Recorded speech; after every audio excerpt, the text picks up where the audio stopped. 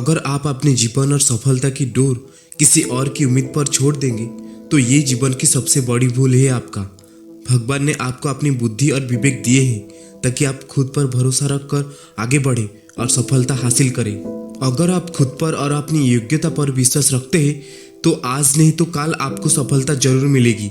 यदि आप अपनी सफलता की उम्मीद दूसरे लोगों के ऊपर छोड़ देंगे तो आप असफल होने के लिए भी तैयार रहे।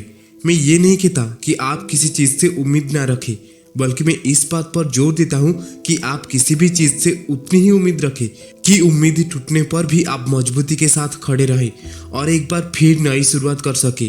किसी काम में बार बार फेल होने से डरो मत।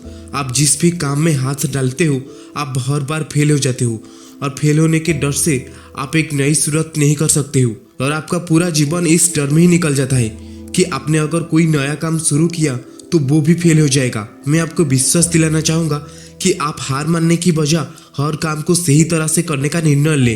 अगर आप इस तरह का निर्णय ले लेते हैं तो आप हारने के बाद भी एक विजेता कहलाते हैं। वो विजेता जो कभी हार नहीं माना, पूरा जीवन जीतने में लगा दिया। यदि आप हार के बाद इस डर से शुरुआत नहीं करते कि आप एक बार फिर हार जाएंगे तो आप ये मान लीजिए कि आप जिंदा होते हुए भी एक मरे हुए आदमी के समान है जिससे एक नई शुरुआत की उम्मीद नहीं की जा सकती है। यदि आप मेरी बात से सहमत है तो आप किसी काम में बार बार फेल होने से डरे ना, बल्कि हर बार उस काम को सही तरह से करने की योजना बनाए।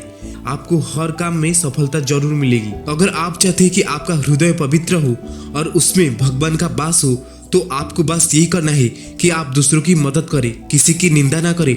अगर आप किसी की मदद के लिए हाथ बढ़ा सकते हो तो जरूर बढ़ाएं। अगर नहीं बढ़ा सकते हो तो अपने हाथ जोड़िए। आप किसी भी चीज़ को लेकर चिंता करना छोड़ दीजिए, क्योंकि हमारी चिंता कोई और कर रहा है।